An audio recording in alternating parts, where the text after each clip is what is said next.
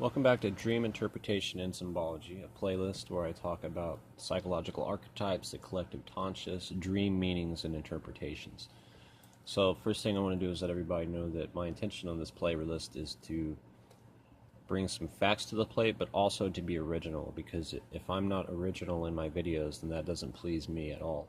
I'm really big on being artistic, creative, and original.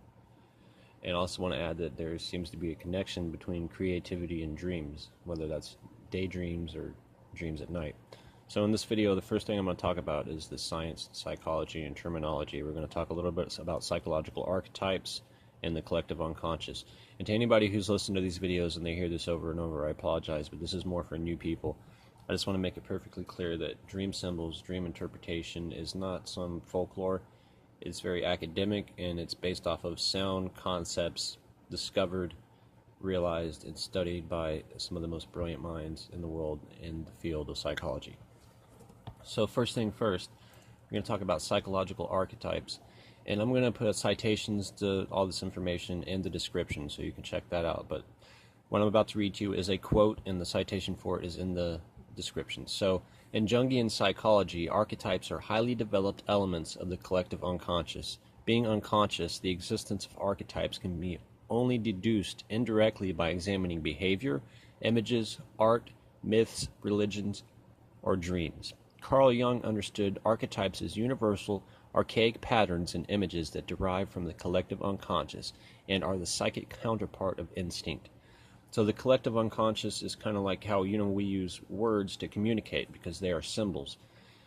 Well, our dreams are communicating to us through symbols because that's how we as humans think and understand and communicate. And of course, if our brains communicate with us, with ourselves, we use symbols for that, whether we're talking to ourselves or whether we're having a dream. Either way you look at it, we are using symbols. And that's what the collective unconscious is about. Collective means we all share it. We all share these symbols. So psychological archetypes, like your dream characters, the people in your dreams, they represent characteristics of yourself. Like some examples of some psychological archetypes are the innocent, the hero, the inner child, the regular guy, the nurturer, the creator, the artist, the explorer, the rebel, the lover. These are all different aspects of your own psychology. And now I'm going to read a little bit a quote about the unconscious. Collective unconscious, a term coined by Carl Jung, refers to structures of the unconscious mind which are shared among beings of the same species. According to Jung, the human collective unconscious is populated by instincts and by archetypes, universal symbols such as the Great Mother, the Wise Old Man, the Shadow, and many others. So, without further ado, I'm going to read a little bit about dream meanings from the symbols in these dreams. And then when I talk about the actual dream, I'm going to give even more dream meanings and explain the meaning of other symbols. So, here we go. Okay, so I'm going to talk about the dream meaning for the symbols: house, hallway, and interactions with dream characters and how to interpret them. So the first dream symbol is house, and a house 99% of the time represents you. It can depict your body and qualities of your personality. So each room is a totally different meaning. Basically, a room in the house represents a specific quality of your personality or yourself. Like, for example, the bathroom represents a cleansing of yourself or recharging on new and positive vibes. Library represents your mind, intellect, knowledge. And when you hear the meaning of these, they start to make sense, right? And you can begin to understand and grasp how this concept of the collective unconscious and collective conscious works. I mean, after all, we use words, which are symbols, to communicate. And a library clearly represents a place of intellect, learning, and knowledge in waking life. So do you see my point? And okay, so a hallway represents the way we deal with meeting other people and how we interact, our vibes, attitudes, and behaviors associated with dealing with other people. But that's not all. It also has to do with how we allow them into our lives. And so it also means, and in this case, in my dream and the interpretation, how you deal with meeting yourself. Because we commune or communicate with ourselves too, whether we're aware of it or not. We all talk to ourselves in our head. We have to. Imagine going through life thoughtless. I mean, if we couldn't think to ourselves, we would all be mute, basically. We'd never say or think anything. We literally not be human.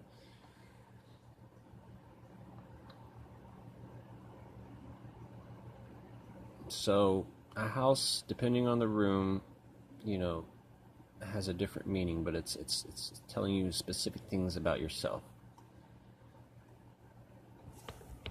And now I'm going to talk about the actual dream and then give my interpretation of what it meant specifically for me, and that'll give you an idea about how to do this. So the actual dream was I was at my mom's old house, which last time I was there, I was a kid, and this girl named Priya from The Big Bang Theory, I don't know if you've ever seen the show, the Indian girl, she was there, and the character Rajesh.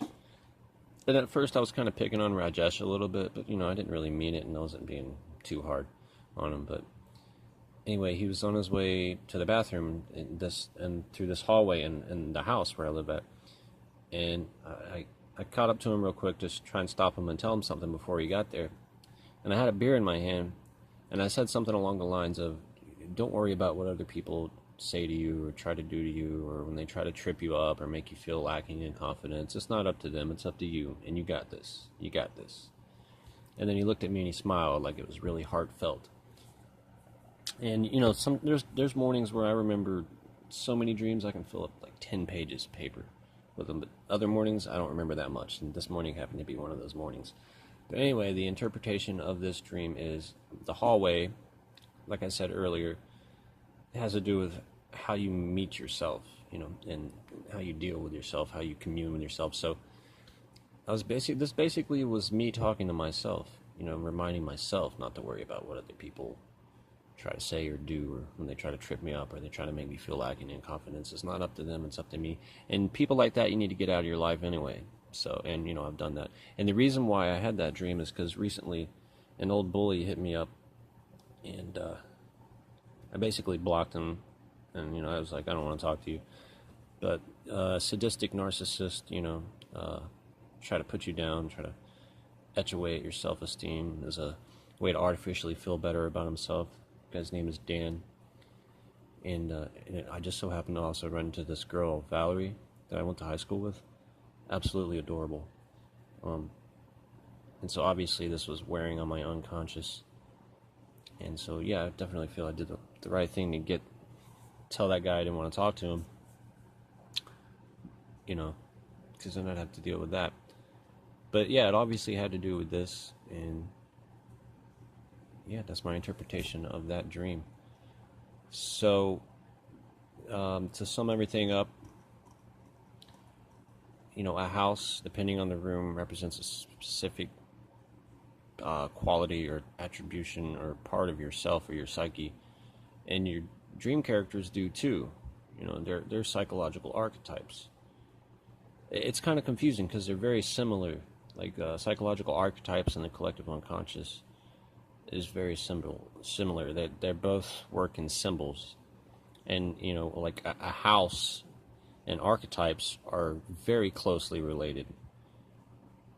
But see, it's so complicated. Like there's your inner child, right? And then there's different aspects of your inner child, Like you have your intellectual inner child, you got your rebellious inner child.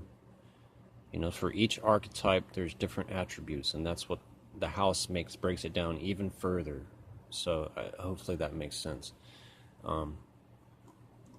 But yeah, I hope you enjoyed this video. I'm going to put some links in here to some other videos. There's a video where I teach people how to start remembering their dreams every morning, and talk about lucid dreaming. There's lots of tutorials and lots of educational videos on here. There's citations in the description. And yeah, I hope you found this video helpful. And please comment with any questions, comments, suggestions, anything like that. Please subscribe to help me out. I would really appreciate it. And until next time, I'm Scott. Peace out.